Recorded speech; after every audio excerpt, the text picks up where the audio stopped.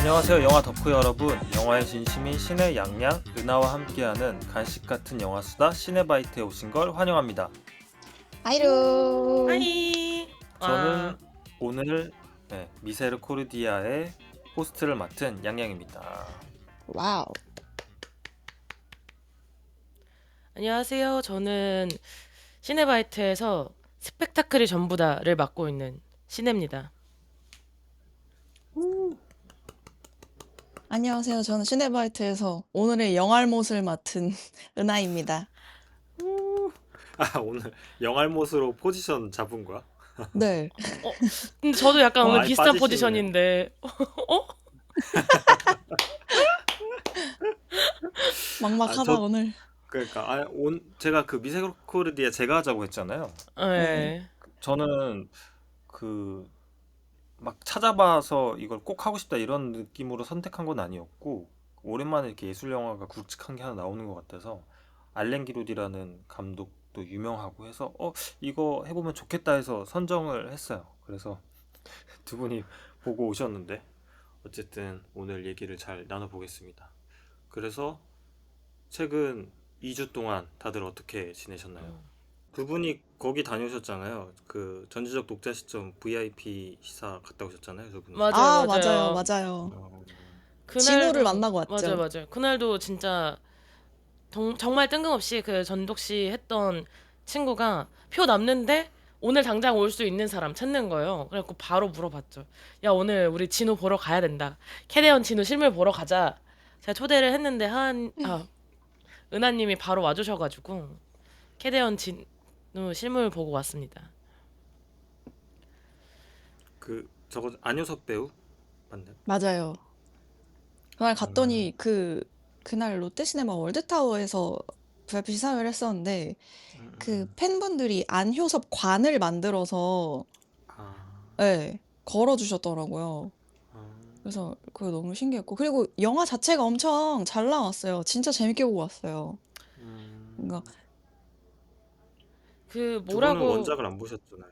맞아요. 원작 안 받고 근데 뭔가 저는 그냥 한국 영화가 잘 됐으면 좋겠다는 생각을 하는 사람으로서 그냥 이게 어떤 뭐 큰 기대를 가지고 보는 게 아니라 뭔가 극장에서 이 정도 세계관에 뭔가 이 정도 시리즈물의 이 시작점에 있는 영화가 개봉했을 때 가서 뭐 애니메이션 본다 생각하고 가족 단위로 가서 보면은 극장에서 시원한 에어컨 바람 맞으면서 볼 수 있는 좀 적기의 영화가 아닐까 생각합니다. 음, 음, 음, 아니 제가 저, 이제 여쭤보고 싶은 거는 뭐였냐면, 이게 그 예고편 나왔을 때 전독 씨가 예고편 나왔을 때 사람들한테 굉장히 많은 비난을 받았잖아요. 어떤 CG나 이런 거에 대해서 원작 팬들이 그거에 대해서 비판을 많이 해서 사실 개봉하에서 이 영화가 망하면 어쩌나라는 걱정들이 굉장히 많았단 말이죠. 우려와 걱정과 뭐 비판, 비난 엄청나게 많았는데, 그거는 원작 본분들이 이제 실제 나온 거랑 달라서 뭐 그렇게 느껴지실 수도 있는데, 음, 원작을 안 본 두 분의 입장에서는 영화가 생각보다는 괜찮았다, 뭐 그런 느낌이었나요? 네. 저는 사실 원, 이게 원작이 있다는 것만 알았지 내용을 아예 모르는 상태에서 이걸 봤거든요. 근데 뭐 뭐라 그래야 되지?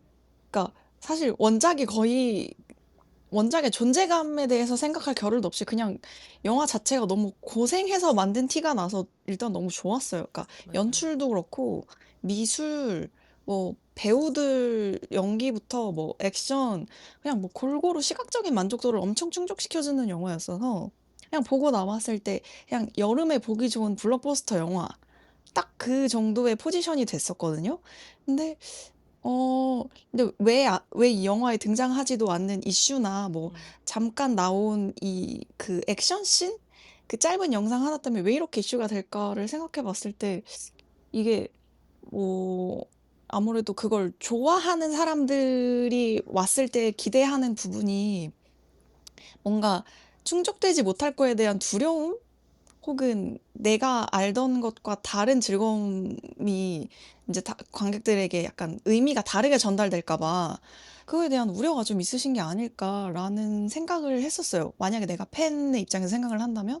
근데 사실 그 우려하시는 이슈들이 사실 등장하지도 않게 너무 원작의 한 10분의 1도 채 되지 않는 부분을 다루고 있어서 그 부분은 걱정하면서 올 부분이 절대 아닌 것 같고, 그리고 액션도 정말 극히 일부분이에요. 극히 일부분이고 그 시퀀스 전체를 다 보시면 되게 만족스럽게 보실 것 같아요. 음. 저는 음. 그리고 좀 한마디 보태서 뭔가 이 영화를 이제 요즘에 사람들이 극장에 갈 때 극장표가 너무 비싸고 하니까 어떻게 만들었는지 좀 평가한다는 생각으로 가는 게 많은 것 같거든요. 근데 그런 거 말고 조금 더 가벼운 마음으로 좀 사실 오락 영화고 완전 판타지 세계관이기 때문에 조금 더 즐겁게 가서 그냥 우리 어렸을 때 보던 뭔가 그런 경험에 대한 새로운 만남 같은 기대감으로 가셔도 조금 괜찮지 않을까. 어떤 원작을 너무 좋아하기 때문에 그 IP에 대한 걸 소중하게 여기시는 건 알겠지만 그것 때문에 좀 이 영화가 잘 되지 않아서 다음 편이 못 만들어지고 하는 건 그렇게 하기엔 너무 아깝다라는 생각이 드는 것 같아요. 맞아요. 음, 음. 영화 진짜 잘 저는 나왔어요. 응. 저는 그 예고편도 보고 아직 보진 못했고 원작은 안 봤어요. 근데 사람들의 우려와 이런 것들이 너무 심해서 영화 잘 안 나왔을까라고 생각했는데 개봉하고 반응을 보니까 또 생각보다 그런 건 아니더라고요. 그래서 우려했던 것보다는 영화가 잘 나온 것 같으니 저도 이제 내일 좀 가서 맘 편히 보려고 합니다. 아무튼 전독 씨는 그렇고 이제 우리가 오늘 이야기할 미세르코리디아의 이야기로 넘어가 보겠습니다. 그래서 먼저 감독 소개를 하자면 알렌 기로디 감독이 만든 영화인데요. 두 분은 알렌 기로디 감독에 대해서 좀 들어보셨어요? 전 이름만 들어봤어요. 저도 이름만 들어봤어요. 오늘은 그 소개 버스에 이제 양양님이 운전대 잡아주시면 뒤에 안전벨트 매고 있겠습니다. 네. 저도 알렌 기로디 감독의 영화를 한 편 봤어요. 다른 영화 미세르코디아 빼고 호수의 이방인이라는 영화를 봤는데 그 영화도 몇 년 전에 그 서울 아트 시네마에서 특별전을 해서 본 적이 있어요. 그래서 그렇게 알렌 기로디 감독을 알게 됐고 사람들이 워낙 이제 얘기를 많이 해서 좋은 영화를 찍은 감독이다라고 얘기를 많이 해서 그때 찾아보게 됐고 한참 후에 뭐 몇 편의 영화를 더 찍으셨지만 미세르코리디아가 정식으로 이제 개봉을 한다고 해서 여러분들께 함께 보자고 얘기를 한번 해봤습니다. 그래서 알렌 기로디 감독이 어떤 사람이냐? 일단은 프랑스 출신이고 1964년생입니다. 그리고 농부 집안에서 태어났고 프랑스 시골에서 자라서 만들어진 대부분의 영화들이 도시 배경보다 시골을 배경으로 하고요. 그리고 정규 영화 수업을 받은 적이 전혀 없습니다. 야간 경비원으로 일하면서 틈틈이 연출한 단편 영화로 주목을 받았고 2003년에 첫 장편 영화인 용감한 자에게 안식은 없다라고 데뷔를 했습니다. 그리고 2013년에 제가 방금 말씀드린 호수의 이방인으로 칸 영화제 주목할 만한 시선의 감독상을 타면서 유명세를 타게 됩니다. 국내에서도 알렌 기로디 감독을 호수의 이방인으로 알게 되신 분들이 많을 거예요.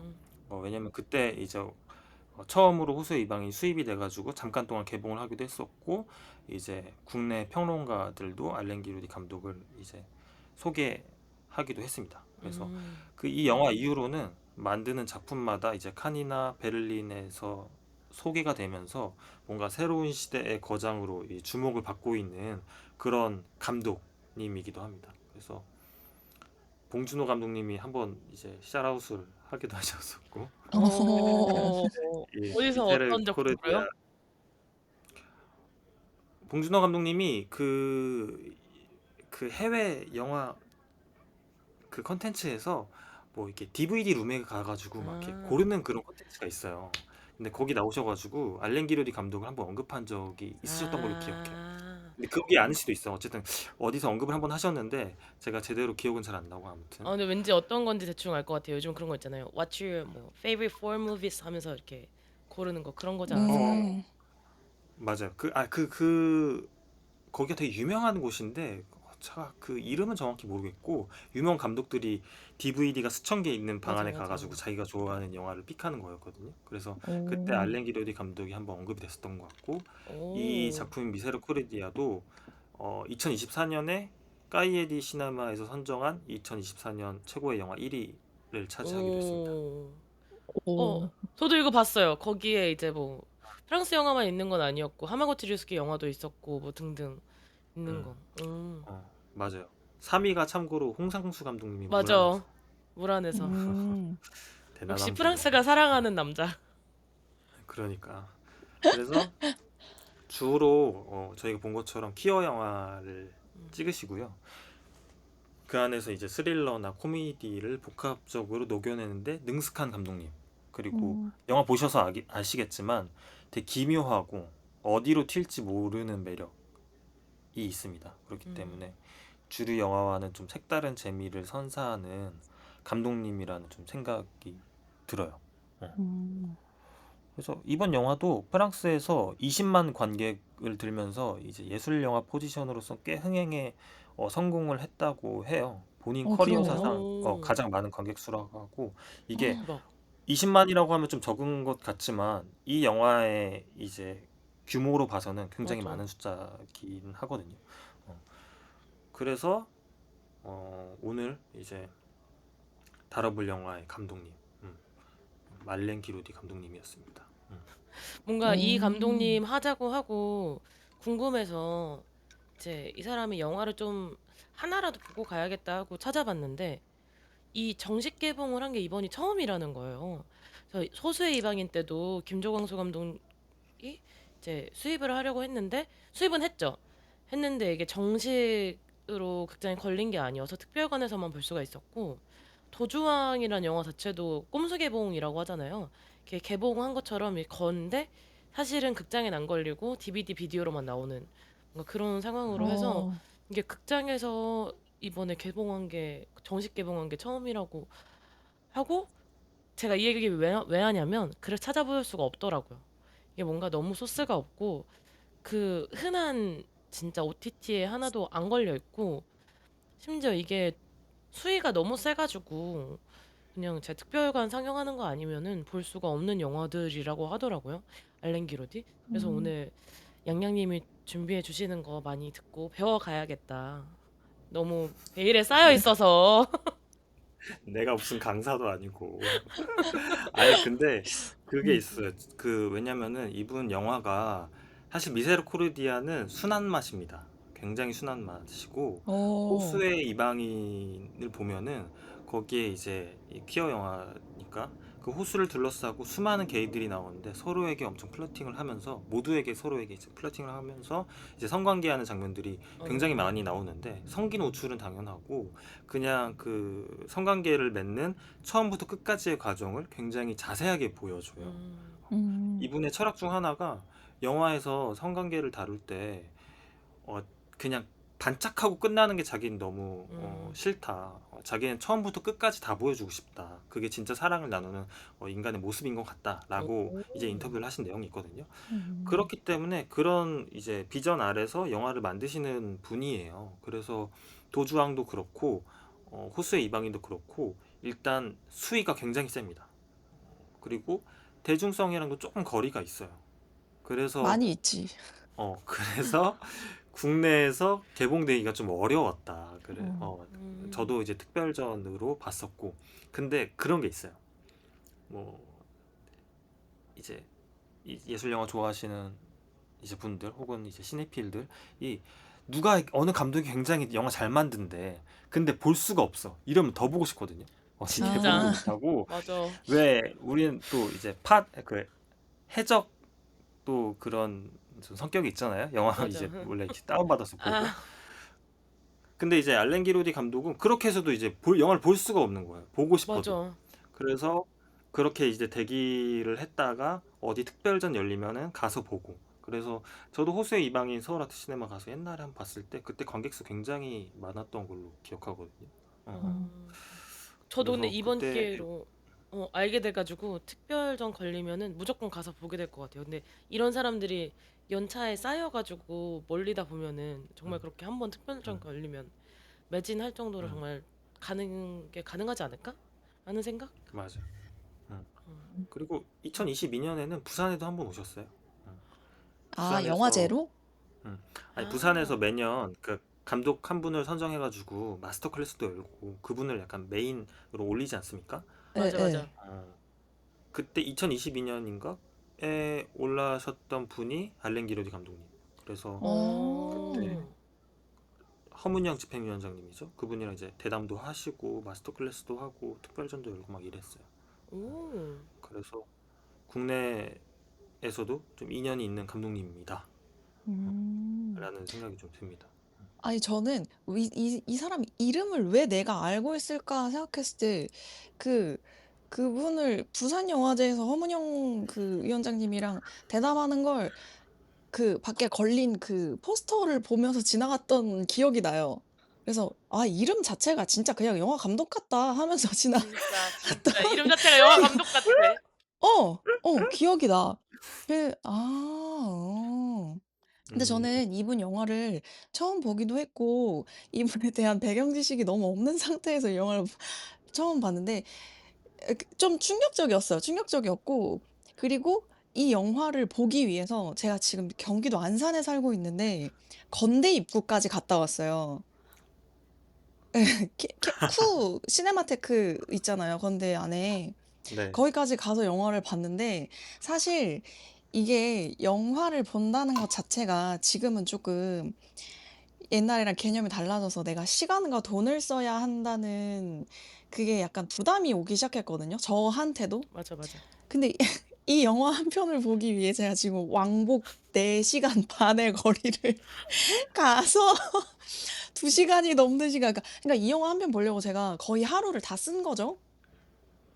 그래서 이 영화가 제발 재밌어라 하면서 봤단 말이에요. 그래서 그 뒤에 뭐 하고 싶은 얘기들이 많은데, 아니, 전 이 영화에 약간 조금 그 약간 공격적인 마음을 가지고 왔어요, 사실. 어, 그래서, 음, 예, 그래서 좀 이 대화를 하면서 좀 이 영화를 이해하고 싶다라는 마음이 조금 큰 상태예요. 대화를 시작하기 전에. 음. 음, 음. 아, 4시간 왔다 갔다 하면 그럴 수 있죠. 완전 예. 이해합니다. 진짜 이해합니다. 그 마음은. 음. 와, 그래서 기로디가 누군데? 하면서 갔기 때문에. 사실 그러면 이 영화는 은하님한테는 6시간짜리의 영화였던 거잖아요. 음, 음. 이 영화에 쏟은 시간이 그렇게 되니까, 아, 궁금하네요. 오늘 6시간짜리 영화에 대한 은하님의 감상? 맞아. 아, 근데 이거 서울에 사는 사람도 보기가 쉽지 않아요. 맞아, 저는 맞아. 맞아요. 신도림에 사는데도 불구하고 주변에 하는 타임이 너무 없는 거예요. 맞아, 맞아. 음, 그래서 겨우겨우 맞춰서 봤었고, 아, 그런 부분에서는 역시 수입은 됐지만 아무래도 대중적이지 않은 영화다 보니까 관이 좀 많이 걸리지 않은 면에서는 좀 아쉽다라는 생각이 좀 맞아요. 들었습니다. 아무튼 그래서 이제 감독 얘기는 이쯤에서 하고 이제 영화 소개로 넘어갑시다. 그래서 미세로 코리디아가 어떤 영화냐? 간략하게 이제 설명을 드리자면 주인공인 제레미가 과거 자신의 일했던 빵집 사장님의 장례식을 치르기 위해서 고향 마을로 돌아옵니다. 아, 참석하기 위해서 고향 마을로 돌아오는데요. 그래서 그 빵집 사장의 아내죠. 미망인 마르틴의 이제 부탁으로 그 집에서 며칠 더 머무르기로 하는데요. 그런데 그 아들인 뱅상이 이를 못마땅하게 여기고 어릴 적 친구인 왈테르도 이제 제레미를 경계하기 시작합니다. 마을 성당의 이제 노신부도 자꾸 제레미를 감시하는 듯이 주변을 맴도는데요. 그래서 주인공을 둘러싼 이제 사람들의 이상한 태도 속에서 이제 뜻밖의 실종 사건이 발생하면서 영화가 이제 예기치 못한 파국으로 흘러가게 되는 이야기가 바로 미세르코르디아입니다. 미세르코르디아는 라틴어로 자비 혹은 용서라는 뜻이고요. 이 자비가 영화 속에서 의미하는 바가 무엇일지 지금부터 이제 쭉 얘기를 해보겠습니다. 그리고 제가 중간중간 감독님 인터뷰 찾아보면서 영화 스타일이나 주제에 대한 힌트를 얻을 수 있는 부분들이 있었거든요. 그런 부분들을 이제 진행하면서 첨언을 하도록 하겠습니다. 알겠습니다. 그래서 다들 영화 첫인상이 어떠셨어요? 딱 봤을 때. 극장에서 앞에 한 30분 보잖아요. 그때 느낌 어떠셨어요? 음, 아, 저 먼저 얘기하면 저는 처음에 이렇게까지 정보를 안 주나? 라는 생각을 했어요. 처음에 이제 어, 어떤 장례식에 가는데 어, 이 장례식이 그러니까 이 장례식에 대한 대상이 누군지도 모르겠고 그리고 그 머무는 어머니 집이 저는 그 고향에 가서 자기 어머니 집에 머무는 줄 알았어요. 그러니까 그래서 되게 음, 뭔가 미스터리하다. 왜 사람이 누군지도 이렇게 설명을 하지 않고 하는데 이제 그래서 그 뒤에 한 명 한 명 나올 때가 충격인 거예요. 저는 친구가 그 어머니가 원래 뱅상방에 남았는데 뱅상방에서 자면 될 것 같아 했을 때 뱅상이 사실 치워주는 거였는데 저는 그 치운 친구의 방인지도 몰랐고 어? 지금 어머니 집에 누가 살고 있었나 보다 해서 그냥 그 누군가가 나가서 빈 방인가 보다 했는데 그냥 대략적으로 그렇게 생각하다가 그 아버지에 대한 거 있잖아요. 그 뱅상 아버지에 대한 거 갑자기 자기 아버지인 줄 알았는데 아버지를 사랑했냐고 물어보는데 남의 남편이었던 거잖아요. 약간 그때부터 약간 이 뭐지? 이게 이 영화가 뭔가 좀 더 충격을 주기 위해서 이런 관계성을 처음에 이름이나 이런 거 안 밝힌 걸까? 아니면 굳이 그렇게 인물 설명을 하고 들어가야 되는 게 영화의 미학이라고 생각하지 않아서 그런 걸까? 뭐 이런 생각도 했고 그리고 그냥 대사들이 엄청 리얼해서 살짝 웃긴 것도 있었거든요. 저는 이렇게 너무 진지하지 않아서 그냥 첫인상은 이렇게 이야기를 처음에 숨기고 시작하는 걸까랑 생각보다 막 엄청 무겁지 않을 수도 있겠다라는 생각을 했던 것 같아요. 첫인상. 음, 음. 저는 영화의 오프닝을 되게 중요하게 생각하는데, 사실 우리가 생각하는 영화의 문법에서는 오프닝에서 최소 3분, 5분 사이에 이 영화의 사전 설명을 다 깔아주고 가야 된단 말이에요. 근데 이 영화는 그 3분에서 5분 사이에 도로만 계속 달려요. 그래서 시골 안으로 들어간단 말이에요.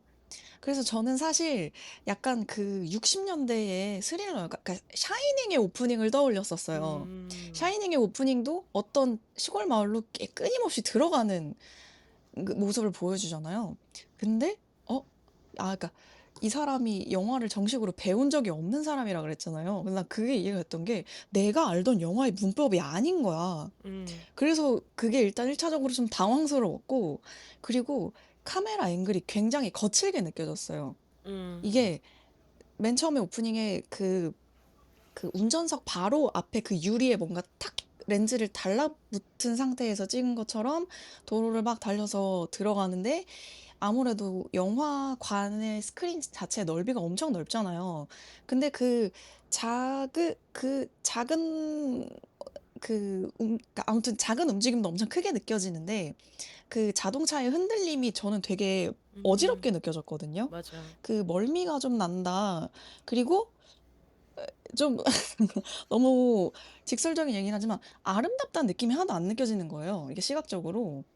앵글이 예쁘다는 느낌도 안 들고 색감이 예쁘다는 느낌도 안 들고, 그래서 '이걸 왜 이렇게 오래 찍었지?'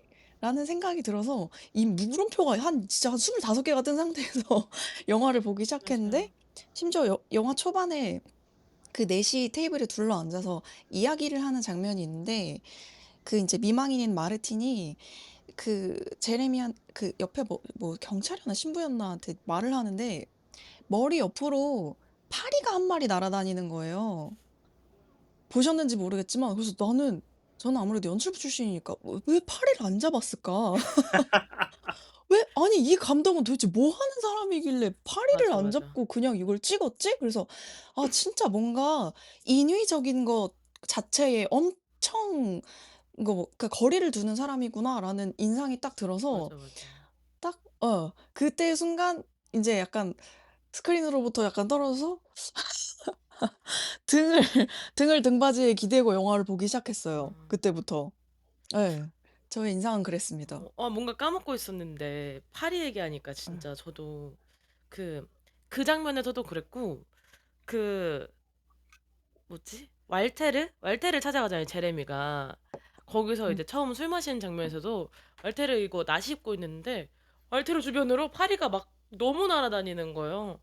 이게 진짜 뭔가 일반적인 상업 영화의 기준이면은 이 배우의 몰입을 깨는 거, 그리고 관객이 뭔가 볼 때 시선을 뺏길 수 있는 거가 어, 있으면은 어. 당연히 이게 없애야 되는 부분인데 그게 안 됐다는 게 참 그때는 신기하게 생각했었는데 까먹고 있었네요. 지금 약간 어, 상기돼서 생각이 났어요. 음. 맞아. 근데 그 그, 사람의 아니, 관점으로 봤을 때는 시골에 당연히 파리가 날아다니는 게 당연했을 수도 있겠다 싶긴 해요.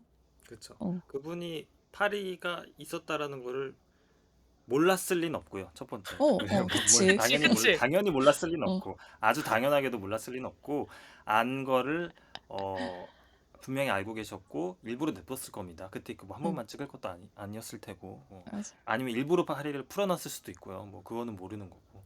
아무튼 뭐 저 파리 얘기가 너무 웃긴데 이게 너무 한국 상업 영화 연출부가 이거 봤을 때 저 열받는 부분들 야 저 파리 왜 안 추냐 약간 이런 것 같아서 안 추면 욕 먹거든 뭐 이러는 그래서 그런 게 좀 웃긴데 아무튼 전 응. 어땠냐면 제가 이거 약간 좀 TMI긴 한데 제가 저녁에 봤어요 한 7시 반쯤에 음. 그래서 이 저녁을 먹고 간 거예요 족발을 야무지게 먹고 갔거든요 그래서 푸드코마? 심지어 맛있었겠다. 맥주도 한 잔 하고 왔어 어. 그래서 왔는데 너무 졸린 거예요 심지어 오프닝이 계속 어디로 막 빠져들어가자 맞아, 맞아. 시골길로 어, 어. 그거 보는데 막 내가 빨려들어서 그냥 잘 것 같은 거예요. 막 그래서 초반에 잠에 취해서 좀 봤어요. 초반 한 20분 정도, 2, 30분. 응. 근데 안 오, 자려고 안간 힘을 쓰면서 막 봤거든요. 막 4분의 1. 그래서 초반 20분을 막 이렇게 안 자려고 안간 힘을 쓰면서 봤는데 이거 약간 파지티브 해석. 영화는 꿈이다. 단체로 보는 아, 꿈이다. 그래서 나는 일종의 꿈속으로 들어간 것 아닐까? 이런 생각이 갑자기 어, 들었습니다. 아니, 와, 의도한 거 아닐까? 어. 심지어 그런 감독님도 어, 있어요. 이런 슬로우 시네마 만드시는 분들은 내 영화 보면서 자도 된다. 영화는 어차피 어, 꿈이니까. 이런 감독님도 계세요. 그 슬로우 음. 시네마 죄송한데 만드시는 분. 인용해서 나중에 저희 단톡방에 한번 응. 알려주세요. 그 네네. 아, 사람 말을 이게 못 비강 믿는. 감독님인지 아니야, 있어요. 이게 내가 감독님이 어느 분인지는 기억이 안 나는데 음. 비강 감독님인지 어떤 분인지 기억은 안 나는데 영화는 어차피 단체로 꾸는 꿈 같은 거다. 내 영화 보면서 자도 음. 된다. 이런 식으로 얘기하신 감독님도 있는데 아무튼 음. 약간 이건 파지티브적으로 영화를 보면서 내가 어떤 꿈을 꾼 게 아닐까? 이런 식의 몽롱하긴 생각을 했어. 했었고 몽롱하긴 했어. 초반에 어, 그리고 이 영화의 톤 앤 매너가 굉장히 축축하고 좀 맞아. 모호하고 미스테리로 가득 쌓여 있는 느낌이 있어요. 음, 왜냐면은 초반에는 너무 안개 낀 것 같은 느낌인 거예요. 이 영화가 모든 어떤 인과관계나 이 톤앤 매너나 되게 안개 속에 쌓여 있다라는 느낌. 선명해지지 않고 그래서 되게 미스터리한 느낌이 있었어요. 그래서 음, 근데 그게 뭔가 후킹이 되면은 빨려 들어가서 나도 이게 보겠는데 이거는 그냥 졸리면 그냥 자 약간 이런 느낌이었거든요. 초반에. 근데 그러다가 뒷부분에 확 몰입이 됐는데 어쨌든 제가 느낀 첫인상은 오랜만에 굉장히 연출이 심플한 영화를 봤다. 음. 음, 우리가 전에 다룬 F1이나 케이몬 데몬 헌터스라는 케이팝 데몬 헌터스라는 영화와는 대척점에 있는 영화잖아요. 어, 방금 언급한 영화들은 막대한 자본을 들인 기획 영화이지만 미세르코르디아는 자본이 그것보다 한 100분의 1, 1000분의 1일 수도 있어요. 한 감독이 그런 자본이 적은 예술 영화로서 한 감독이 영화의 거의 모든 부분을 총괄하면서 자신의 비전을 가장 뾰족하게 만들 수 있는 방식의 제작 방식이라고 생각을 하거든요. 그래서 영화가 전혀 꾸밈 없이 표현하고자 하는 바만 정말 심플하게 남겨서 오히려 샷 하나, 소리 하나, 인물의 행동이나 숨소리 같은 아주 기본적이고 단순한 요소들에 집중을 하면서 볼 수 있는 영화였어요. 음, 그런 점에서 이렇게 단순하고 기본적인 것들에만 집중하면서 본 영화가 굉장히 오랜만이다라는 생각이 좀 들었어요. 근데 음, 음. 제가 요즘에 너무 자극적인 연출에 길들여져 있어서 초반에는 그게 몰입하기가 어려운 거예요. 왜냐면은 요즘에 넷플릭스에서 나온 영화들만 봐도 관객들이 졸리지 않기 위해서 안간힘을 쓰는데 이 영화는 관객들이 졸리면 한숨 자고 와 괜찮아 괜찮아 이런 느낌이거든요. 어. 그래서 그런 연출에 길들여져 있었기 때문에 그리고 제가 밥을 먹고 오기도 했고 해서 졸려가지고 처음에 이제 몰입하기가 좀 어려웠는데 영화에서 이제 첫 살인 사건이 벌어지면서부터는 되게 훅 빠져들어서 봤거든요. 음.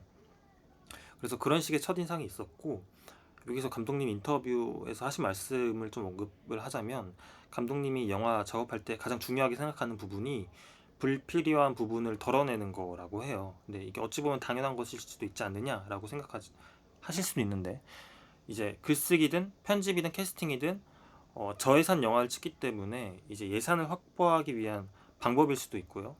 어, 나아가서 영화의 어떤 가장 중요한 부분, 본질적인 부분만 남겨서 표현을 하시려고 하는 것 같아요. 그래서 인터뷰에서 그런 음. 부분들을 이제 언급을 하셨고, 제가 영화가 좀 심플하다고 느낀 이유가 그런 이유에서이지 않았을까라는 생각이 좀 들었습니다. 음. 그래서 그 편집한 장면 중에 그 신부가 죽은 빵집 사장에게 연정을 품고 있었다는 사실이 이렇게 드러난 장면이 있었대요. 음. 어. 음. 어. 근데 이게 시나리오상에서는 되게 중요했는데 막상 예. 찍어놓고 보니까 되게 별로였다고 해요. 그래서 음. 음. 편집을 했는데 오히려 이제 작품의 미스터리가 더 살아나서 좋았다. 음. 이 미스터리의 잉여가 이야기 자체에 더 큰 힘을 실어주더라라는 이제 얘기를 하셨습니다. 음. 음. 진짜 저는 그래서 이 그 편집된 게 그대로 있었으면, 그러니까 제가 느끼기에 이 신부님은, 그러니까 정말 제레미한테 어떤 그런, 뭐라고 해야 될까요? 플라토닉한 게 아니라 어떤 진짜 그런 이성으로서의, 뭐 그러니까 동성이지만 그런 감정을 품고 있었던 걸까? 아니면은 여기가 자비잖아요. 뭐 아니면 신의 가호, 아니면 신의 자비, 이런 거에 대신하는 사람이었을까를 생각하면서 보는 게 또 하나의 미스테리였는데, 말씀해주신 편집 장면이 들어가 있으면 저도 좀, 아, 너무 노골적인 인물이 한 명 더 들어가 있는 게 아닌가 이 영화에? 라고 생각했을 것 같아요. 음. 음. 그러니까 이분의 비전을 보면은 우리가 익히 봐오던 넷플릭스 영화의 어떤 표현 방식과는 정반대예요. 음.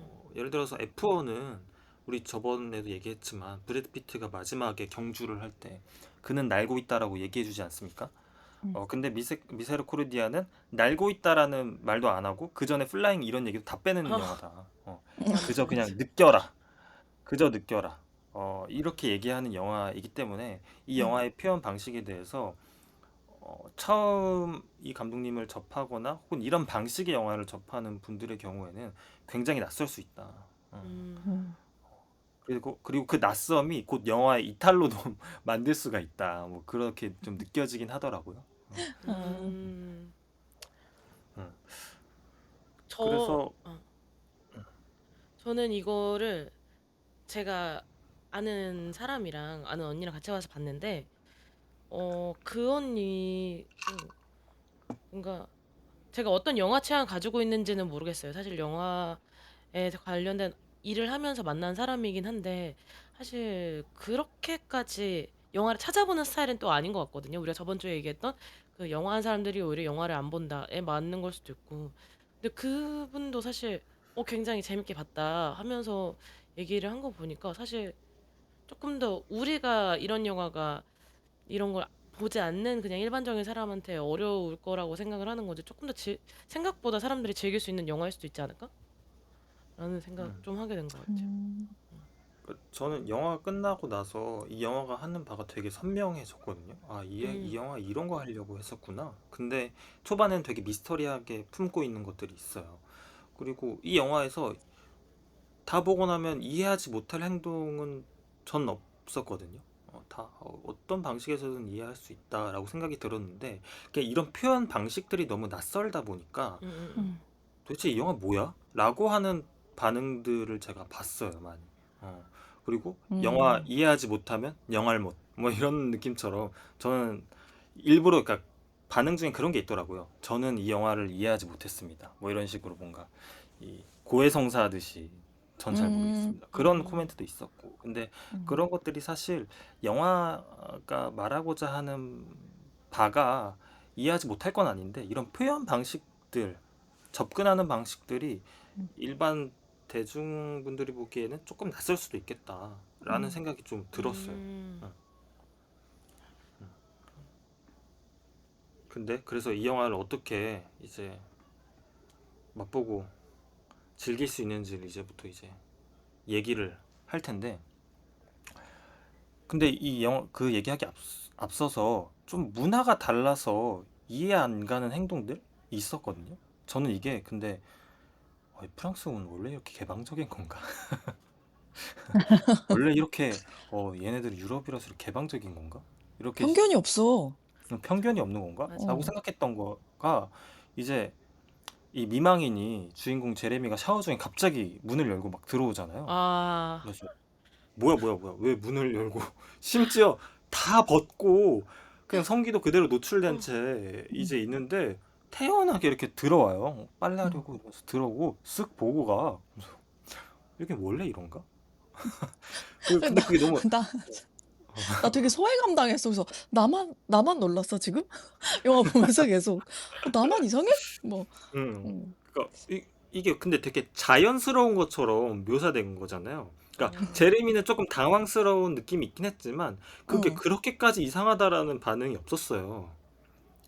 그래서 이게 아. 자연스러운 건가? 근데 그리고 오히려 또 뭔가 어, 어, 그 충격은 주려고 한 게 아닐까요? 그냥 개인적인 생각. 왜냐하면 극장의 영화 그 큰 스크린에 남자의 성기가 노출된다는 것만으로 관객들한테는 하는 감정을 들게 한단 말이에요. 근데 이렇게 성기가 노출이 됐네? 하는데 거기서 그 프라이빗한 공간이 아니라 친구 어머니가 들어오네? 걔네한테는 아무렇지 않아 보일 수 있지만 관객한테는 분명히 충격을 주려고 이 앞뒤에 이 상황을 몰아넣은 게 아닐까 하는 생각 드네요. 어, 아니 근데 저는 뭐였냐면 그러니까 끝에 다 봐선 다 이해가 됐어요. 근데 처음 딱 그 장면을 맞닥뜨렸을 때 받은 어, 느낌이 얘네 문화에서는 이게 자연스러운 일인 아, 건가? 아, 약간 착각을 하게 되는 거예요. 음, 뒤에 봐서는 그 장면의 의미들이 다 이제 조합이 됐지만 음, 그리고 뭐 뱅상이 너 우리 엄마랑 자려고 그러지? 막 이러면서 이 음. 주인공을 쫓아내려고 하잖아요. 맞아. 그런 장면들 엄마랑 잔다고? 그게 금기시 되는 일이긴 하지만 뭔가 이 세계에서는 굉장히 자연스러운 일처럼 보이는 거예요. 그니까, 그 이 그럴 세계가 그니까. 수도 진짜 있지. 이 세계인 거 아니야? 그러니까 그러니까 다른 세계인 거야. 어, 그리고 아, 어, 만약에 내 친구가 나한테 와가지고 너 우리 엄마랑 자려고 그러지 꺼져 이러면은 나는 모욕당한 느낌 들어서 됐어 됐어 나도 들어서 이게 아니다 나 간다 이러고 어, 갈 것 같거든요. 음, 그게 근데 그냥 맞지. 어, 계속 있는 거야. 맞아. 그래서 어, 처음 봤을 때 이게 나중엔 다 밝혀지긴 하지만 처음 봤을 때는 이게 그럴 수도 있는 건가? 그래서 저는 호수의 이방인을 봤잖아. 이분의 어떤 아, 수위라든지 표현 어, 아, 방식이라든지 사회적 틀을 깨는 이런 방식들을 봤기 때문에 이게 이 사람의 세계에서는 되게 자연스러운 일일 수 있겠다. 물론 그것 아. 음, 사실이기도 하고. 그래서 그런 것들이 좀 낯설기도 했어요. 음. 음, 저 여러분에게 궁금한 게 있어요. 그냥 음. 각자의 생각 물어보고 싶은데 빈센트는 왜 그렇게 제레미를 오해하고 경계를 했을까요? 이유가 뭐였을까? 그냥 각자의 생각 좀 들어보고 싶었어요. 빈센트가 아들 뱅상 말하는 거죠? 네. 음, 뱅상. 음. 그래서 이게 그거잖아요. 그러니까 제레미가 뱅상을 죽이면서부터 영화가 탄력을 받아서 나가잖아요. 그래서 맞아. 제레미가 뱅상을 죽이고 시체를 숲속에 묻고 나서부터 이 제레미가 자기의 범죄를 감추기 위해서 주변 인물들한테 거짓말을 하고 다니고 새로운 이야기를 꾸며내는데 그것을 둘러싼 이 공동체의 이야기가 이제 미세르코르디아라고 볼 수 있는데 그러면 왜 제레미가 뱅상을 죽였냐라고 했을 때 저는 어, 그건 것 같아요. 반대입니다. 뱅상이 왜 이렇게 제레미를 경계하고 오해를 했을까라는 게 그러니까 처음에는 뱅상이 제레미를 왜 이렇게 어, 경계했을까? 어, 왜 처음에는 그 행동이 잘 이해가 안 갔거든요. 왜냐면은 음, 어, 너 우리 엄마랑 자려고 하지. 이 말 자체가 맞아. 말이 안 되기 때문에 저의 상식으로는 제가 오버하고 있는 거다라고 생각을 했어요. 응, 근데 영화를 다 보면 그게 아니야. 걔가 정확하게 봤어요. 맞아. 어, 왜냐면은 주인공이 와서 이 아내한테 플러팅하고 이 미망인한테 플러팅하고 그리고 자기 친구였던 왈테르한테 가서도 이제 플러팅을 한단 말이죠. 동성임에도 불구하고. 음. 그리고 그 왈테르는 자기의 성적 정체성에 대해서 제대로 알지 못했죠. 그런 상태였는데 근데 이러한 이 주인공의 욕망을 알아챈 유일한 사람이 뱅상이에요. 음. 이 주인공이 드러내는 욕망이 사회적으로는 좀 금기시되고 반도덕적인 욕망일 수 있거든요. 근데 이 욕망을 유일하게 알아본 사람이 뱅상이었던 거죠. 그래서 주인공은 자기의 욕망을 들키는 것이 싫었던 거예요. 근데 심지어 이 주인공이 죽였던 그 순간이 자기가 왈테르한테 플러팅을 하고 나서 왈테르랑 어떻게 자보고 싶었는데 거절당했어요. 심지어 총까지 맞을 뻔했어. 그리고 굉장한 수치와 모멸을 겪고 나서 만난 거예요. 뱅상을. 근데 그 어떤 모멸감을 느낀 상태에서 뱅상이 자신의 욕망을 계속 이 수면 위로 모두가 볼 수 있게 들춰내려고 하니까 거기서 이제 확 폭발해 버린 거죠. 그래서 음, 이 인물의 어떤 감정선이 그렇게 설계된 것 아닐까라는 생각이 들더라고요. 음. 음. 하하님은 보시면 생각한 게 있어요? 저는, 아, 여기서 어쨌거나, 제레미는 이 작은 공동체에 있다가 아무튼, 밖에 떠나갔다 다시 들어온 이방인의 입장인 거잖아요. 음. 근데 그런 이방인을 유일하게 좀, 뒤에서 지켜본 인물이 아닐까 싶었어요. 음. 뱅상이라는 애가. 어쨌거나 이 일단 차가 있잖아요. 차가 있고 그 차를 가지고 시외 혹은 시내 밖으로 막 왔다 갔다 하는 인물이니까 유일하게 제레미의 그런 그 막 욕망이 드러나는 모습들을 좀 지켜볼 수 있는 인물이 아니었을까 음. 싶었습니다. 저도 그냥 전 처음에 제가 이걸 몰라가지고 한참 생각하다가 왜 이 사람이 오기 전까지는 뭐라고 해야 되지? 그러니까 왜 오자마자부터 벌써 바로 경계를 할 수 있을까? 오랜만에 만난 친구들 했는데 그냥 제 음. 생각은 어릴 때 아버지에 대한 그 제레미의 감정을 뱅상은 알고 있었던 게 아닐까? 그냥 그런 생각도 했고 그때부터 경계가 돼서 계속 뭔가 어, 이 경계심이 이어져 온 게 아닐까라는 생각을 했는데 그냥 이게 정확히 나온 게 없으니까 각자의 생각이 어떤지 조금 궁금해서 물어봤습니다. 음, 그거를 이제 미스테리한 부분으로 괄호를 쳐놓고 해결하지 않고 가는 게 이 영화의 방식인데 음. 왜냐면 처음에 이제 이 제레미가 뱅상을 죽일 때 어? 죽일 일인가? 라는 생각이 처음엔 좀 들었어요. 어, 이게 그렇게까지 할 일이야? 갑자기 좀 급작스럽다라는 느낌을 받았거든요. 음, 근데 영화를 보면서 생각해 보니까 아, 죽일 수도 있겠다. 왜냐면은 제가 말했던 것처럼 이 남자는 자기가 이 친구한테 욕망을 가지는 거 혹은 이 친구의 엄마에게 욕망을 가지는 것을 남들에게 숨기고 싶었겠다. 사회적으로 금기시되는 욕망이니. 그런데 그거를 계속해서 들춰내려고 하고 또 내가 엄청난 거절을 당한 뒤에 수치심을 겪은 뒤에 맞닥뜨리게 됐을 때 그 감정은 죽일 수도 있겠다라는 음. 생각이 들더라고요. 음, 충동적으로. 그래서 그제서 이제 그런 퍼즐들이 좀 뒤로 가면서 맞춰지기 시작했어요. 그래서 저는 이 영화가 이런 사회적으로 금기시되는 욕망들을 들춰내는 순간들을 이렇게 캐치하는 영화다라는 생각이 들었거든요. 그래서 음, 이 미묘하게 뉘앙스로 이 영화가 그런 것들을 표현하는데 그런 것들을 캐치하면은 이 영화를 즐길 수 있는 되게 좋은 방법이 아닐까라는 생각이 들더라고요. 그래서 인상 깊었던 장면들 얘기로 좀 넘어가자면 저는 이제 강렬한 클로즈업 같은 것들이 기억에 많이 남아요.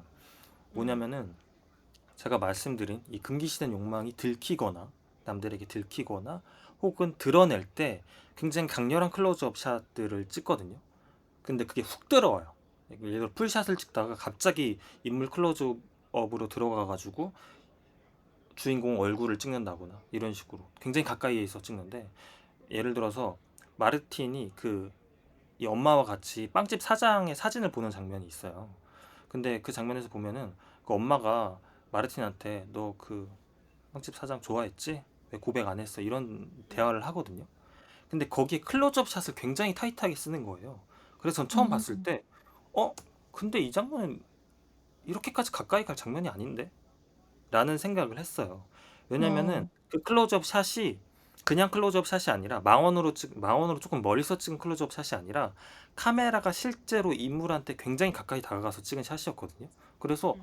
어 이건 이렇게까지 방점을 찍을 샷이 아닌데? 그러면은 지금 이 순간에 어떤 이 인물들 기저에 어떤 욕망이 숨어져 있는 걸까? 라는 생각이 들더라고요. 근데 아니나 음. 다를까 뒤에서 보면은 두 사람이 서로를 욕망하고 있다라는 것이 드러나죠. 음. 근데 그런 음. 거를 영화가 말로써 설명하지 않고 샷으로, 카메라로, 이 분위기로 설명을 하고 있는 거예요. 심지어 말은 빵집 사장에 대한 얘기를 하고 있으니까 이게 누구를 이제 향하고 있는 욕망인가라는 것들이 좀 미스테리하게 남아 있거든요. 근데 이게 뒤로 가면 좀 확실해지는 게 그 어릴 적 친구인 왈테르랑 술을 한잔 하는 장면이 있어요. 근데 그 장면에서 이게 분위기가 이제 무르익어 가잖아요. 그때도 처음 샷 구성이 굉장히 타이트한 클로즈업 샷으로 시작하거든요. 두 인물이 얼굴을 찍는데, 저도 그 장면에서 얘가 왈테르를 좋아하나? 그렇지 않으면 어. 이렇게 맞아. 클로즈업 샷으로 찍을 이유가 없는데. 음. 근데 그 아주 미묘한 뉘앙스를 굉장히 카메라에 가까이서 다가가서 찍는 클로즈업 샷으로 표현을 하는 거죠. 그리고 식탁 테이블에서 경찰들이 오거나 혹은 이제 마을 사람들이 와가지고 그 뱅상 어디 갔냐라고 주인공한테 물어볼 때 그때도 음. 카메라가 굉장히 가까이 다가가서 클로즈업을 찍어요. 근데 이 클로즈업이 다가가는 순간들이 이 주인공의 어떤 말했던 것처럼 욕망이 들키거나 혹은 드러날 때 그런 방식으로 카메라가 표현이 된다라는 거죠. 그래서 그런 것들을 포착하는 것이 이 영화의 가장 중요한 순간처럼 저한테는 좀 보이더라고요. 어, 음. 그렇게 보였는데 인터뷰에서 보면은 그 감독님이 이거에 대해서 얘기한 부분이 있더라고요. 있는 그대로 그냥 말씀드리자면 등장인물들에게 정말 가까이 다가갔다. 누군가를 가까이서 볼 때 주관성이 어떻게 작용하는지를 재발견하려 했다. 누가 누구를 보는가가 촬영할 때마다 굉장히 중요한 질문이었다. 욕망 탐구, 욕망 미스터리를 다루려고 했고, 편집에서도 대사를 많이 음. 잘랐다. 아만의 영화 중에 가장 많이 줄였을 거다.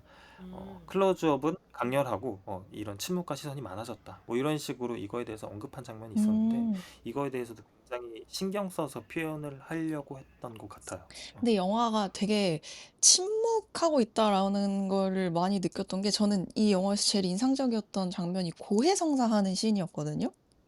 그러니까 음. 이 고해성사 씬이 이 영화의 거의 딱 중간, 완전 그 뭐라 그럴까, 시나리오를 쓸 때 가장 이야기가 제일 터닝 포인트에 와야 되는 그 지점에 오는데, 이 영화 자체가 사실 되게 조용해요. 뭔가 아무래도 조용한 시골 마을이기도 하고 막 숲속이 나오기도 하고, 그래서 대화를 막 진지하게 주고받는 씬들이 좀 손에 꼽는 것 같은데, 그 신부님인 필리프랑 그 주인공인 제레미가 인제 제레미의 범행을 그 노신부인 필리프가 인 목격했다는 게 드러나는 씬이었단 말이에요. 근데 여기서 씬이 되게 좁은 공간에서 몇 개 되지 않는 앵글로 되게 담백하게 연출을 한단 말이에요. 이거 되게 사실 충격적인 사건을 인제 드러내는 장면임에도 불구하고, 근데 거기서 나눈 대화가 되게 함축적이고 비유적이란 말이에요. 근데 이 사연을 아는 관객인 나는 그걸 엿들으면서 이 이야기를 알아들을 수 있다는 데서 오는 쾌감이 좀 있었거든요. 되게 비밀스러운 얘기를 하는데 난 이 사람들이 무슨 얘기를 하는지 다 아는 거야.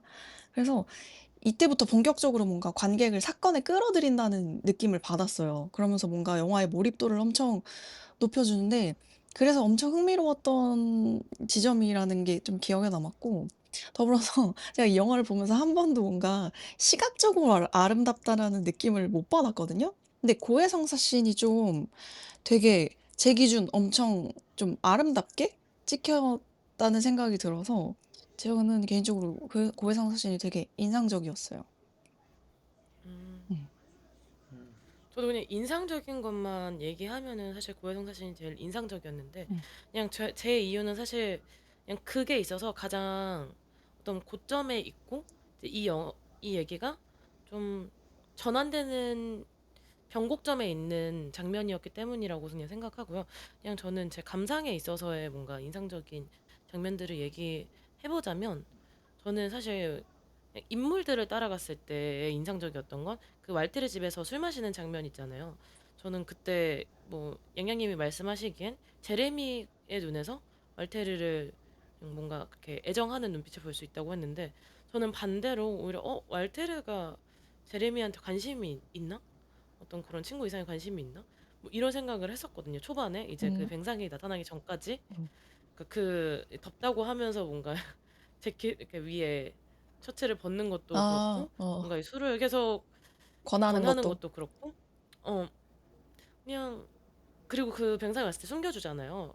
그런 것도. 그래서 바로 그 전까지는 아, 뭔가 제레미를 좋아하나 보다, 이 어떤 그냥 친구 이상의 감정으로라고 생각을 했는데, 그 뱅상이랑 왈테르가 얘기하는 장면 있잖아요. 그 뱅상이 이제 제레미가 우리 아버지 옷을 입고 있었어 막 그러면서 불평을 하고, 근데 그걸 듣고 있던 제레미가 아버지 옷 입고 있던 거 말고 갑자기 왈테르 옷 입잖아요, 이렇게. 근데 거기서 이 사람이 얼마나 그 애정을 갈구하고 있는 사람인지 그 얘기를 듣고 있는데도 우리 아버지의 옷을 입고 있어서 내가 그거에 너무 기분이 나빴다. 그럼 이거에 대한 거가 누군가의 감정을 건드린다는 얘기인 거잖아요. 그거를 듣고 왈테르의 옷을 갈아입고 왈테르에게 다가가는 이 행동을 하는 게 얘들은 얼마나 애정을 갈구하고 있는 사람인가라는 캐릭터를 보여주는 것 같아서 저는 그 장면이 좋았고, 음. 그리고 살인 장면에서 이렇게 요즘의 영화들을 보면은 사실 샷을 진짜 굉장히 많이 쓰고 조금 더 어떻게 보면은 도파민이 터진다고 하잖아요. 좀 극적인 장면에 있어서 더 이렇게 어 샷의 전환 속도를 빨리 줬을 것 같은데, 그 뱅상이 쓰러지고 나서 제리미가 돌을 들고 뱅상한테 가는 장면, 이런 게 생각보다 엄청 타이트하지 않고 그 사람이 어떤 행동을 하는지 좀 간접적으로 보여주거든요. 근데 이 영화 자체가 그 배경음악도 없고 조금 더 집중하면서 보게 되잖아요, 이 영화에. 저는 이 영화를 그 라이카 시네마에서 봤는데 그 관이 그렇게 크지가 않은데 사람들이 꽉 차서 봤었거든요. 근데 그 한국 영화나 뭐 아니면 요즘 뭐 헐리우드 영화나 하는 그런 샷의 속도감이 아닌데, 사람들이 돌을 들고 이렇게 딱 있는 제레미를 보고 그 작은 영화관에 사람들의 호흡 소리가 다 들리는 거예요. 음. 하는 호흡 소리가 들리는 거예요. 그래서 역시 우리가 그동안 뭔가 이렇게 빠른 샷의 속도와 그런 진행 방향만 이게 사람들을 집중시킨다고 생각했는데, 오히려 이 영화 자체에 조금 익숙해지는 앞에 시간을 들이고 보여주다 보면은 이거 자체로도 사람들이 적응해서 이것만으로도 스펙타클을 느끼는구나 하는 음. 장면이었어서 그 장면 좀 음. 얘기하고 싶었습니다. 근데 전 진짜 이 얘기 들으니까 약간 반성되는 게, 사실 저는 뭐 아주 클래식한 영화의 문법을 배웠지만서도 사실 OTT 플랫폼에서 유통되는 작품들을 주로 만들었기 때문에 사실 영화를 이끌어가는 주도권이 거의 시청자들에게 넘어가 있는 상태에서 연출을 늘 했단 말이에요, 작품을 만들고. 근데 사실 따지고 보면 영화라는 그 매체 자체는 정해진 시간 동안 관객들을 극장 의자에 앉혀둘 수 있다는 장점이 있으니까 감독이 본인이 원하는 뭔가 그림을 그려 나가고 그 자신만의 문법을 만들어 나갈 수 있다는 점이 있는데, 그걸 이렇게 힘있게 밀어붙여 나가는 감독을 진짜 좀 오랜만에 봤구나라는 생각이 들어요, 이 얘기를 들으니까. 음, 음. 그게 저는 이게 낯선 표현 방식으로 다가올 수는 있다고 생각해요. 이 음. 익숙하지 않다면 이런 표현 엄청 방식들에 대해서. 낯설죠. 근데 되게 낯선데 왜냐면은 왜 예를 들어서 우리가 뭐 음식을 먹는다. 그러면은 다 유기농으로 이 양념을 안 치고 그냥 그 재료만 먹는 느낌인 거예요. 근데 그 재료가 너무 이제 재료만으로도 맛을 다 살린 음식인 거죠. 맞아, 맞아. 뭐 꾸밈이 없어요.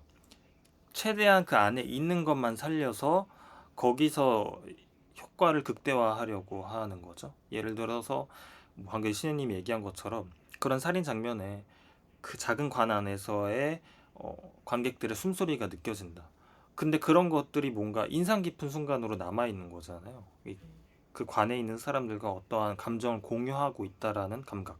그런 것들은 이런 영화를 볼 때만 느낄 수 있는 감정이기도 하거든요. 그래서 그런 부분에 있어서 좀 강점이 있는 영화다. 좀 색다른 재미를 보여줄 수 있는 영화다라는 생각이 좀 들고, 인상 깊은 장면들 얘기를 조금만 더 하자면, 버섯 얘기를 안 할 수 없어요. 맞아. 버섯 얘기를 안 할 수가 없어요. 왜냐면 그 숲에서 이제 그 뱅상을 죽이고 시체를 은닉한 땅에서 버섯이 자라나잖아요.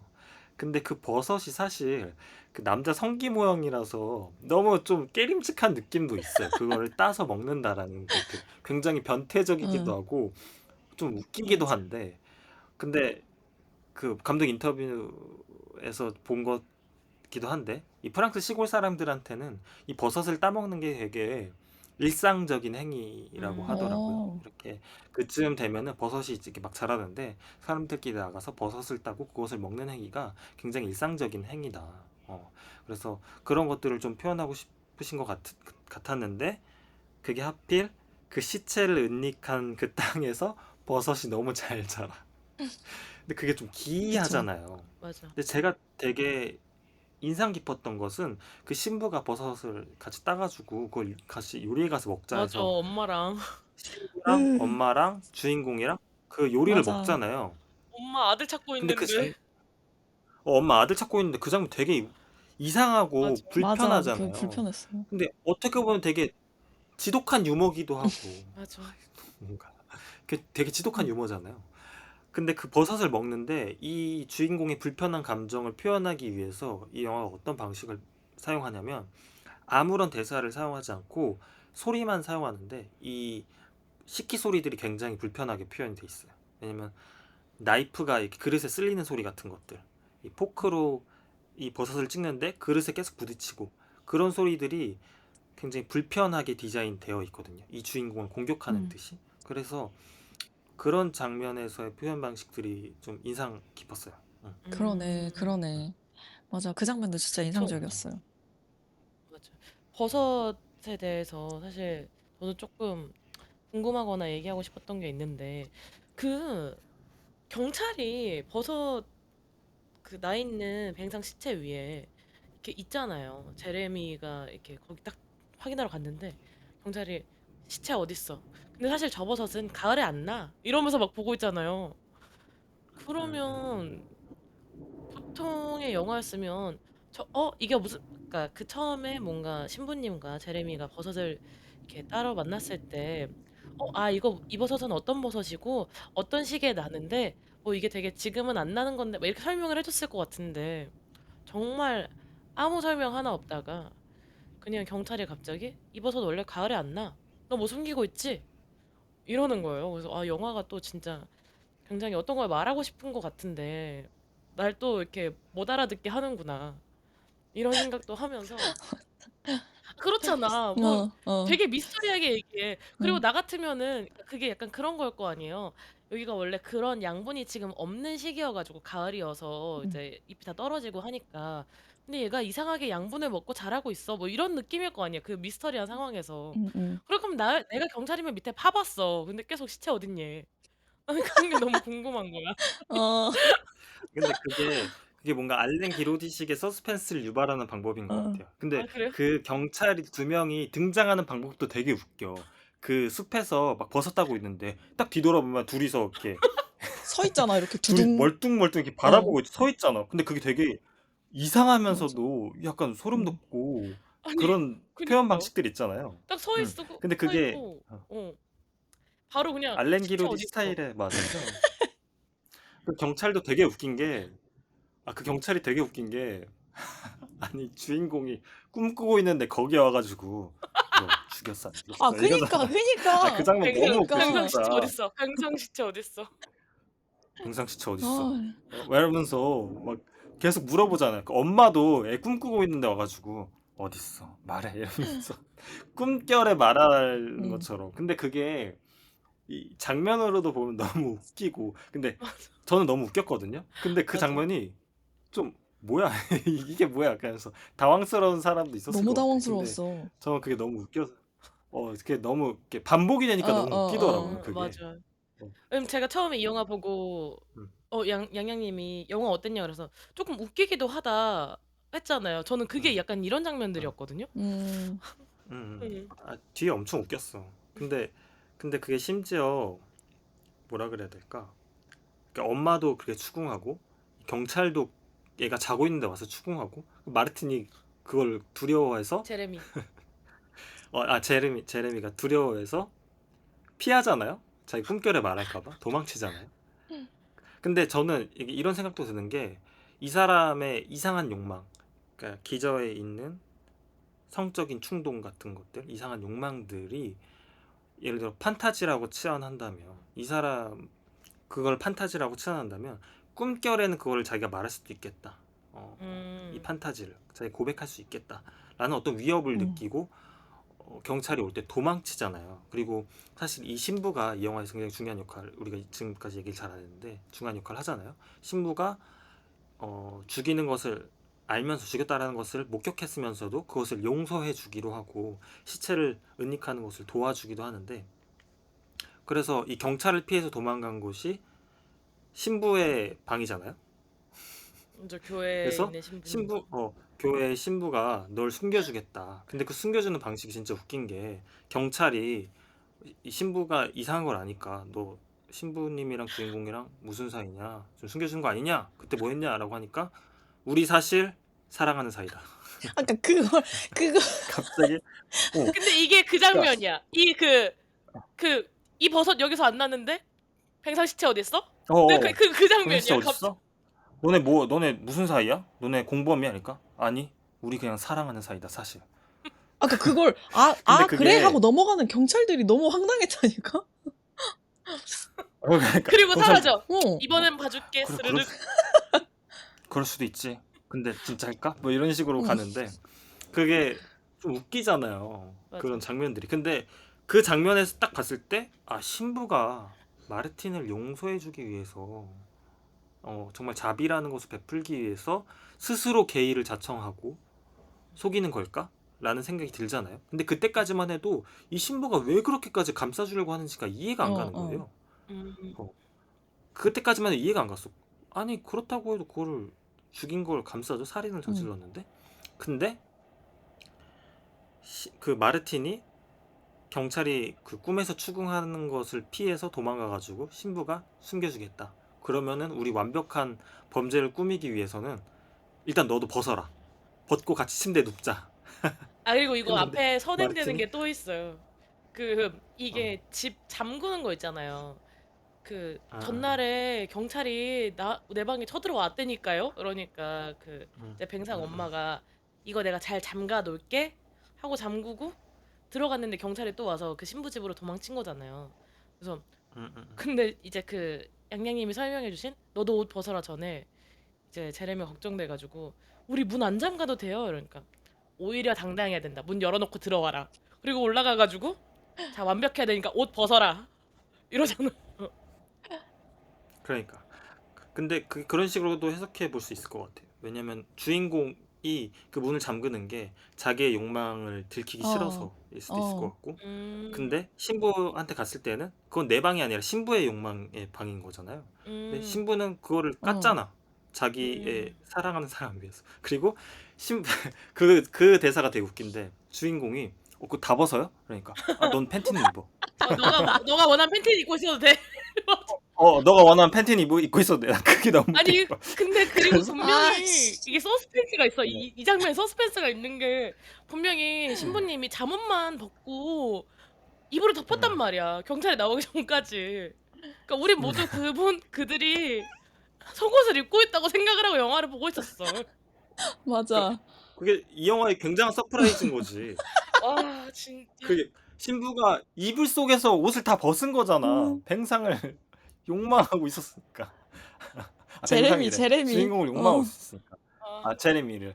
근데 그게 어떻게 드러나냐면 이 옷을 경찰이 결국 문을 열고 들어오잖아요. 그래서 둘이 뭐 하는 거야 했을 때 신부가 딱 다 벗고서 다 벗은 몸이 이제 드러나는데 그 성기도 노출이 되는데 그 성기가 너무 흥분해 있었다라는 거. 맞아. 그러니까.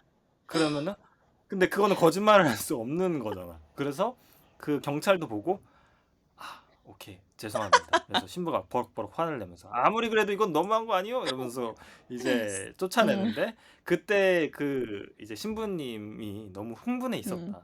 근데 그 신부님 나이에 그 정도라면은 굉장한 흥분이 아니었을까. 신부님 나이에 그 정도면 엄청난 거거든요. 이거 나갈 수 있을까? 그래서 응. 그럼. 근데 저는 그 장면을 보고 모든 퍼즐이 갑자기 맞춰지기 시작하는 거예요.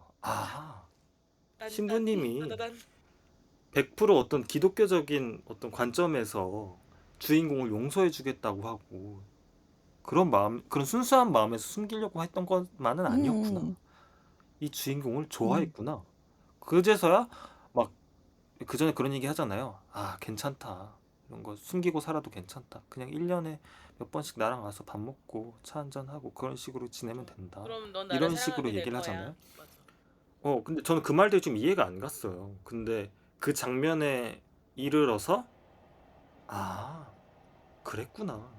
갑자기 이 미스테리했던 퍼즐들이 맞춰지기 시작한 거예요. 그래서 굉장히 웃겼다. 몸은 거짓말 안 아니 해. 저는 근데 저는 오히려 그럼에도 불구하고 이게 이 자비라는 이 영화의 제목이 신의 자비에 가깝지 않을까라는 생각을 계속했기 때문에 그럼에도 불구하고 이게 어떤 그 초월적인 사랑을 얘기하는 게 아닐까로 나 혼자 계속 이제 이거는 그런 개인적인 욕망이 아닐 거야라고 계속 생각을 했거든요. 왜냐면 그 그럴 수도 절벽에서의 있다. 절벽에서의 연설이 그냥 음. 나는 너를 사랑하고 이걸 말해봤자 그러니까 죽은 사람은 돌아오지 않고 그러면 감옥에 가는 한 사람만 더 생기는 거일 뿐이야. 그래서 제레미가 얘기하잖아요. 저는 당신을 사랑하지 않는데 그럼 어떻게 하냐.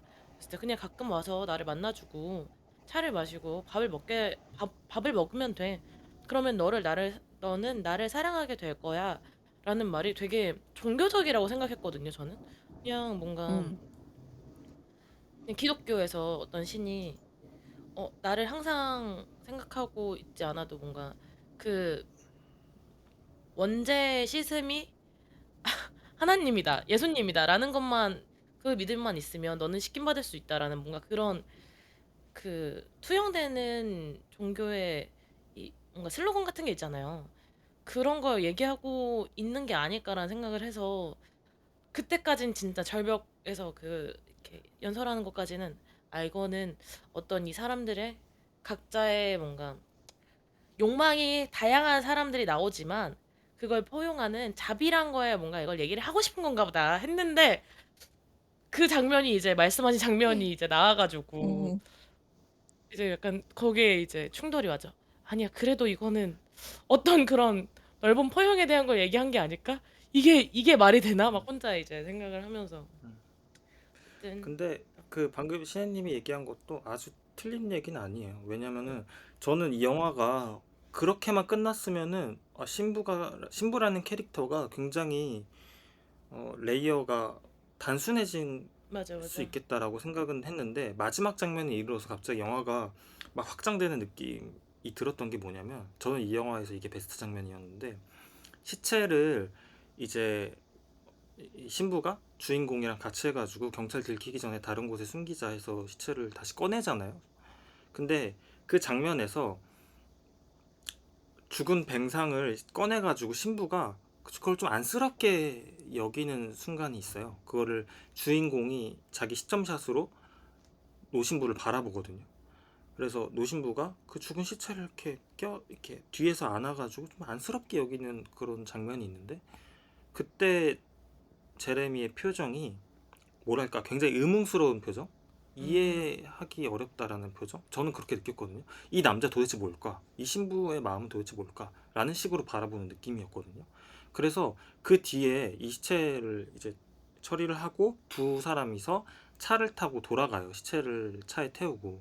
근데 그 차 안에서 장면이, 헤드라이트가 앞에 있고 차 안에서 장면을 찍었는데 두 사람의 모습은 그냥 다 어둠으로 실루엣만 보이는, 어둠으로 가려져 있는 장면이 나오는데, 그때 어둠에 깔린 차 안에서 노신부를 되게 이해할 수 없다는 듯이 바라보는 제리미의 얼굴샷이 있어요. 근데 그때 보여준 신부의 행동은 자비라는 말에 걸맞는 행동이었거든요. 이 사람이 나만을 위해서 이런 행동을 한 게 아니라 이 죽은 망자를 위해서도 뭔가 자기의 마음을 베풀고 있구나. 도대체 이 신부의 마음은 음. 무엇일까라고 갑자기 이 영화가 괄호치고 이 신부의 감정이나 생각을 정의하지 않고 무한하게 확장시키는 느낌이 저한테 좀 있었어요. 음. 그래서 이 노신부의 진위가 굉장히 모호해지는데, 맞아. 여기서 감독 인터뷰를 잠깐 첨언을 하자면, 감독님이 시나리오 쓸 때 항상 중요하게 생각하는 부분이 미스터리라고 합니다. 그러니까 의도적으로 이야기 속에 구멍을 만들어 놓고 그것을 영화적인 엔진으로 삼는다고 해요. 근데 저는 이 영화에서 만들어진 가장 중요한 구멍이 과연 이 노신부의 마음, 마지막에 그 두 개의 샷들, 이 제레미가 신부를 바라봤을 때 이 사람이 행하는 자비가 무엇일까라는 어떤 마음으로 바라보는 그 시점샷들이 그런 미스터리를 좀 생각하게 하더라고요. 그래서 맞아. 그 장면이 굉장히 인상 깊었어요. 그리고 생각해보면 라틴어로 굳이 자비라고 얘기를 했던 것도, 라틴어 죽은 언어잖아요. 지금 현재 우리가 살고 있는 곳에서는. 근데 그 신부님들이 라틴어로 공부를 하거든요. 그 원래 쓰여진 성경이 라틴어로 쓰여 있어서. 그러니까 그것도 의도가 들어가 있지 않을까라는 생각도 짧게 생각이 드네요. 그래서 영화 엔딩 다들 어떠셨어요? 엔딩. 이 주인공이 이 시체를 신부가 자기가 처리하겠다라고 이제 죽은 뱅상을 데리고 가고, 남은 제레미가 이 미망인과 함께 다시 집으로 들어오잖아요. 그러면서 둘이 같은 침대에 누워서 비로소 엄마도 그 미망인도 숨겨왔던 욕망을 드러내잖아요. 그래서 뭐라고 했지? 다 벗어도 되나? 아직 그것까지는 아니야. 맞아. 손은 손 잡아도 돼? 잡아도 손 잡아도 돼? 주인공이 주인공이 손 잡아도 돼? 이러니까 거기까지 괜찮아. 이래가지고 갑자기 그 장면에서 영화가 맞아, 끝나잖아요. 맞아. 두 분 엔딩 딱 봤을 때 어떠셨어요? 나는 저는 이게 이 처음 먼저 저는 이 영화를 보면서 사실 여기 나오는 인물들이 약간 상식적으로 이해하기가 너무 어렵잖아요. 근데 이 마지막 엔딩 장면은 유일하게 그 둘의 대화가 그 반말로 번역이 되어 있거든요. 그러니까 굉장히 친밀한 사이라는 걸 표현을 하고 싶었던 거겠죠. 그래서 제레미를 인간이 아니라 어떤 관념으로 이해를 하면 좀 이 영화가 해석이 되겠다라는 생각이 들었거든요. 그러니까 이 영화 자체가 다루는 에피소드에 비해 되게 좀 커다란 담론을 이야기하잖아요. 자비, 용서, 그러니까 이런 게 뭔가 이제 뭐 성경에서 말하는 뭐 욕망이라는 그 관념 자체를 뭔가 제레미라는 인간으로 보여주고 싶었던 게 아닌가라는 생각이 들었어요. 그래서 그제서야 이 영화에 나오는 인물들이 아주 조금은 좀 이해가 되지 않았나 싶었습니다. 저도 근데 약간 성경에 관련해서 뭔가 생각이 든 게 있었거든요. 사실 제가 이 영화를 보기 얼마 전에 킹 오브 킹스를 봤는데 거기서도 이제 뭔가 예수의 생애에 대한 얘기를 들어서 아마 더 연관이 되게 생각이 되지 않았나 생각은 해요. 근데 이제 어 그 신부님이 뱅상의 시체를 처리하고 있을 때 다시 제레미가 떠나잖아요. 뱅상의 어머니와 함께. 근데 거기서 뭔가 이제 죄의 그 굴레가 계속되는 인간의 모습을 표현하려고 한 게 아닐까라는 생각도 했고, 그리고 사실 이 어머니가 어떤 마음이었을까를 잠깐 생각하다가, 어떻게 보면은 사실 아들을 잃은 게 슬프기도 하겠지만 어떤 그 눈치를 볼 대상이 없어져서 이 사람도 마음이 놓이게 된 게 아닐까? 어, 나는 그냥 이 사람 개인으로서의 욕망이 여기서 마지막에 결국엔 되게 투명하게 비춰지게 된 게 아닐까라는 생각을 했고, 그래서 뭔가 이걸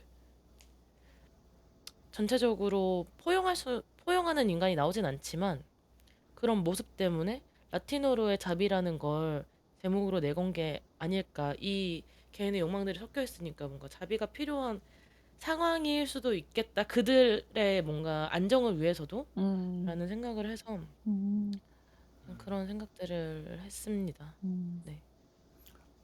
아니 그 아들이 사실 그 어머니의 욕망을 막고 음, 있었다라고 생각해 볼 수도 있을 것 맞아요. 같아요.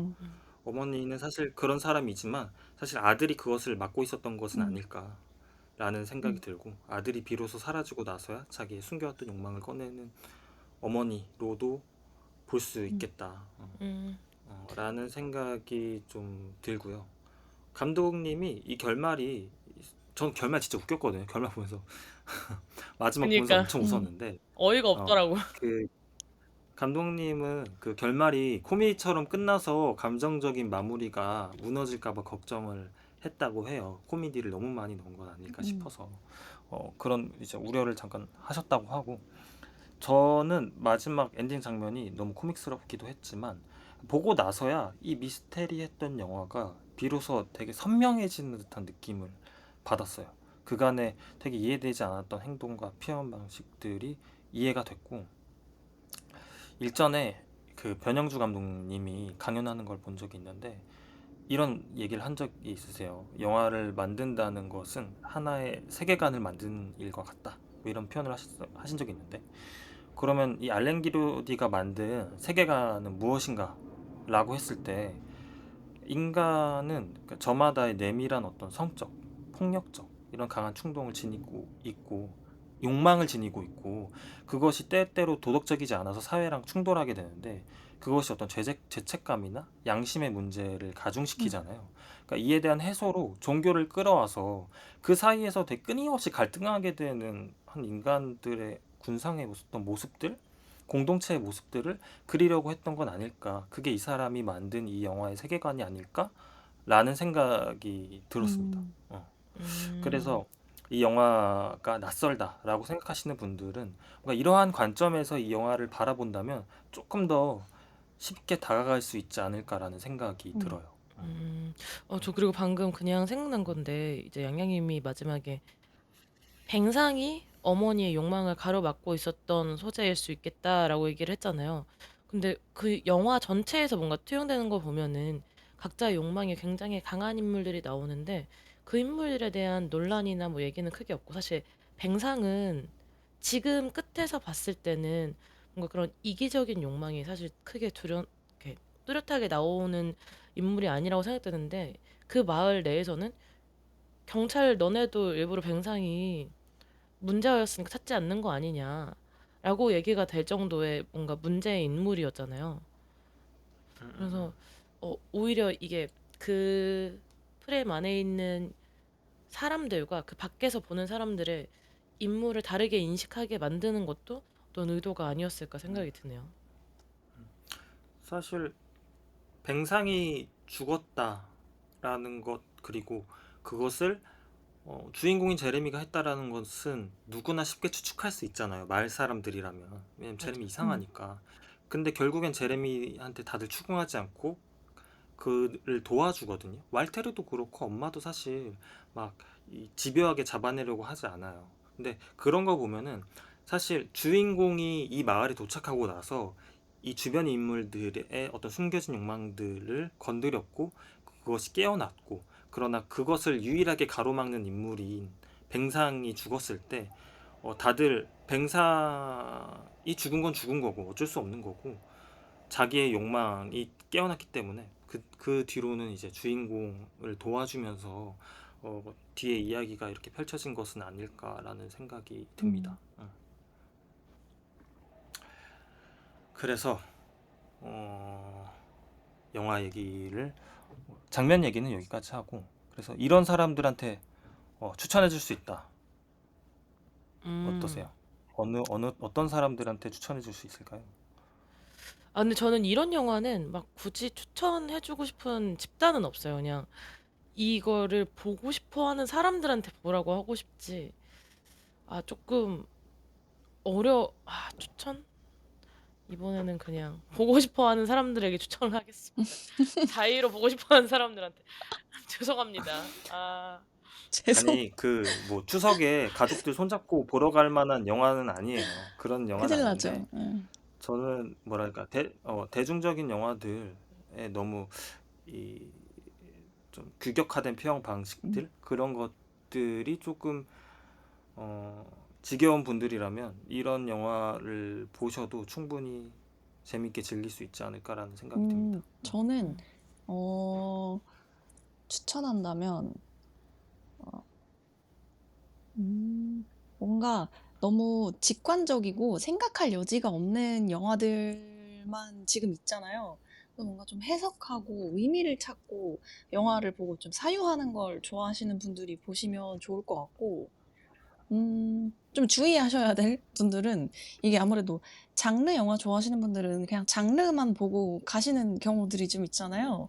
근데 이게 아무래도 뭐 미스터리, 스릴러 이런 장르로 이제 분류가 되어 있기 때문에 스릴러 장르 영화 팬이신 분들은 좀 주의해서 시청을 하셔야 될 것 같아요. 왜냐면 또 결이 다른 서스펜스를 주기 때문에 보고 나시면 좀 이렇게 애매하게 불쾌감만 느끼고 나올 수도 있을 것 같아서 네, 좀 사전에 정보를 좀 알아보고 보시는 걸 추천드립니다.